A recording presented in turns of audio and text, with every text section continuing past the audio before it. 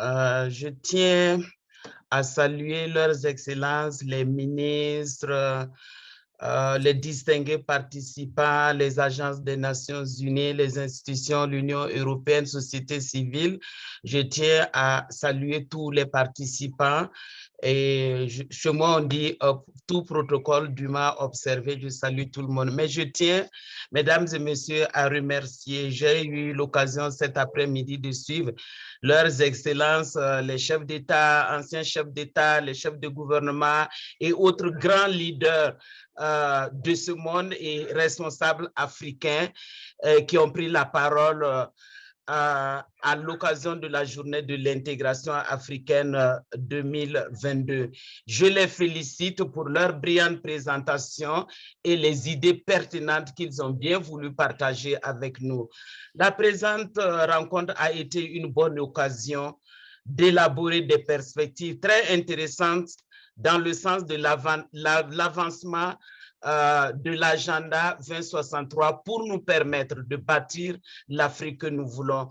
Mesdames et messieurs, l'aspiration de cet agenda envisage une Afrique avec des citoyens en bonne santé et bien nourris. Malheureusement, la pandémie de la COVID-19 a mis à rude preuve les progrès qui avaient été réalisés par notre continent, aussi bien dans le domaine sanitaire et aussi en termes de sécurité sanitaire.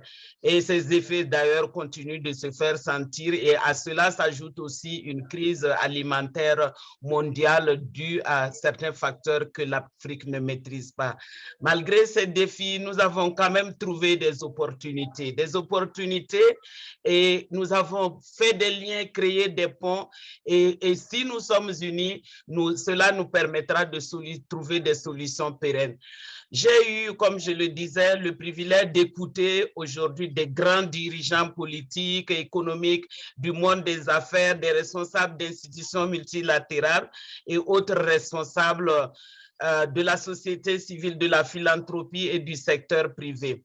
Et si je dois un peu tirer des conclusions ou faire le point de discussion, je me focaliserai sur trois aspects. D'abord, trois mots-clés: l'intégration, l'innovation et j'ajouterai aussi l'inclusion. D'abord, l'intégration. Au regard de la faiblesse de nos ressources et de la récurrence des chocs extérieurs, dont la crise actuelle que nous avons, nous n'avons pas le choix que d'aller vers l'intégration. Et la journée d'aujourd'hui est salutaire. Nous devons nous intégrer ou mourir. Nous devons nous intégrer, aller vers l'intégration si nous voulons atteindre les objectifs, les aspirations de l'agenda 2063. Sinon, cet agenda sera un mirage pour nous. Le message concernant l'intégration est clair. J'ai entendu dire ce siècle, il est africain, mais il n'y aura pas de siècle africain tant que nous n'allons pas aller justement vers cette intégration. Et dans le même temps, nous devons emprunter, nous avons la chance aujourd'hui d'avoir cet instrument audacieux de l'intégration de la ZLECAf avec d'autres projets phares. J'ajoute toujours qu'il faut aussi, à côté de la ZLECAf, la libre circulation des personnes et des biens. On ne pourra pas mener à bien l'intégration régionale et continentale sans la libre circulation des personnes et des biens. Et nous devons travailler ensemble et sans relâche.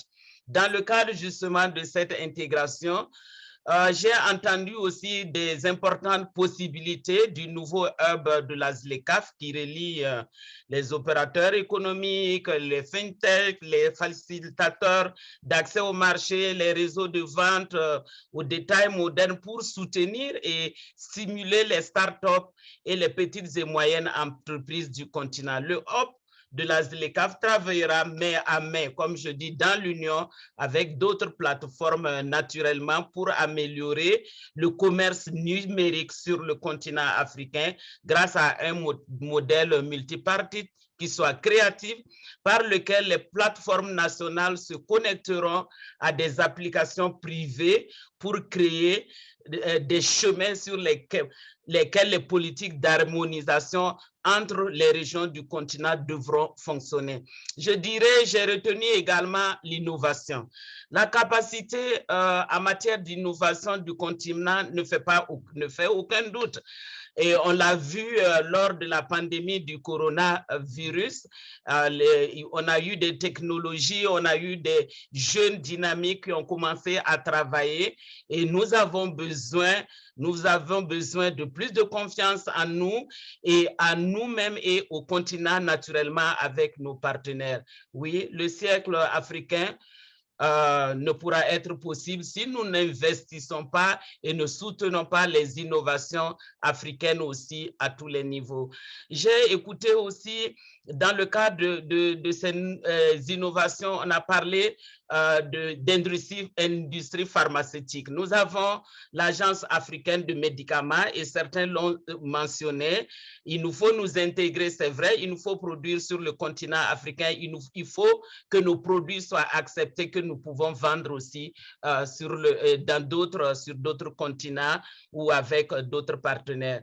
Dans le cadre de l'innovation, nous avons vu comment l'Afrique a réussi à se surpasser avec des solutions pour faire face à la crise de la pandémie du coronavirus. Notre continent, le continent africain, et j'en suis fier, a été la première à déployer un système de cybersanté numérique sur une base interétatique pour relever les défis tels que la vérification des dossiers de vaccination et des résultats des tests au-delà des frontières, ouvrant la voie ainsi à l'une des premières plateformes numériques intergouvernementales, transcontinentales et au monde. Et en là, je salue CDC Afrique qui a fait un excellent travail pour quand même permettre au continent africain d'être un leader justement en matière de gestion avec la pandémie du coronavirus. À ce moment, mesdames et messieurs, nous nous sommes engagés à faire progresser les solutions développées par le biais de l'initiative de CDC Afrique. Je salue en passant John et Ahmed. Et nous avons eu justement à développer ces solutions, comme je disais, avec CDC Afrique, Panabios comme Trusted Vaccine et Trusted Travel, encore plus rapidement et plus vigoureusement grâce à l'initiative Trusted Health. Nous nous engageons à explorer des tendances, des nouvelles possibilités aussi puissantes et importantes que l'ergonomique et la numérisation des essais cliniques à une échelle jamais tentée nulle part dans le monde. Parlant justement encore d'intégration, l'intégration à l'aide d'outils innovants ne conduira pas nécessairement à une prospérité commune si nous ne cherchons pas à être inclusifs. Et ça, c'est le troisième point, l'inclusivité sur toutes les questions d'autonomisation des jeunes. L'Afrique est un continent très jeune avec des jeunes filles et des jeunes garçons et beaucoup de femmes. Et aussi, j'insisterai sur l'égalité au niveau du genre. Les écarts sont importants en Afrique ainsi que les fractures. Et si nous voulons aller, nous devons aussi aller vers l'inclusion. C'est pourquoi toutes les initiatives que nous lançons aujourd'hui, telles que le hub de la ZLECAf, les systèmes anti-contrefaçon, anti-dumping, Proper, les Trusted Vaccine Passport, la plateforme e-health, ont été constituées dès le départ, mais il nous faut travailler pour englober, pour avoir plus d'inclusivité, pour avoir tout le monde au niveau de la société africaine. Il nous faut amener les jeunes, les enfants, les femmes et la société civile à travailler tout ensemble, à travailler avec des décideurs, les gouvernements, les dirigeants et les partenaires au développement pour aller justement pour atteindre les objectifs et les aspirations de l'agenda 2063 et les objectifs aussi de développement des Nations Unies. Nous devons travailler et marcher ensemble. Alors que nous transcendons cette pandémie pour devenir plus intégrés, nous devons le faire en utilisant des plateformes technologiques multipartites. Nous n'avons pas le choix et cela devrait devenir la source de notre esprit d'innovation en tant que continent africain. Mesdames et messieurs, je tiens à dire merci au président Cyril Ramaphosa pour l'épine dorsale de la cybersanté. Il est le champion sur ces questions avec nous et aussi le module de la vaccination fiable. Je tiens à dire aussi merci. Merci aux présidents qui ont pris la parole lors de cette journée, les présidents Akufo Addo que j'ai pu suivre. Nous avons eu Ichilema, nous avons eu le vice-président Baoumia et d'autres qui ont intervenu sur cette plateforme pour leur soutien, leurs idées concernant le lancement du hub de la ZLECAf et de la technologie Proper et des plateformes multipartites. Je remercie aussi particulièrement le secrétariat de la ZLECAf et je ne saurais oublier, comme je disais, on a John avec nous ce soir, Ahmed, et surtout aussi l'OMS. J'ai vu ma soeur Moueti qui a intervenu et je remercie pour la coopération et aussi le DG de l'OMS, la coopération fructueuse que nous avons avec l'OMS, bien sûr avec d'autres partenaires. Je ne saurais oublier aussi les Afro-champions, les partenaires qui nous ont donné des messages clés, des messages importants, des idées, des suggestions, des messages de solidarité. Et aussi, nous avons eu la chance d'avoir le public aussi qui est resté avec nous tout au long de ce BOMA et BOMA, notre festival africain des idées. J'espère, mesdames et messieurs, que les idées qui sont ressorties de cette discussion porteront leurs fruits. Il nous faut aller à l'action et que nous allons de manière ensemble.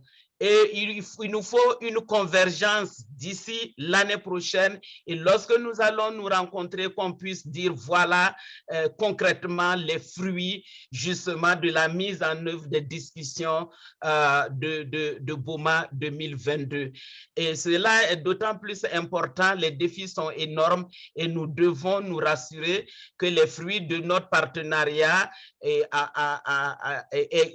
sont allés au-delà de nos espérances et surtout, comme je l'ai dit, les idées que j'ai retenues, l'innovation, l'inclusion et l'intégration. Et je ne saurais aussi oublier nos amis interprètes. Je suivais les interventions en anglais.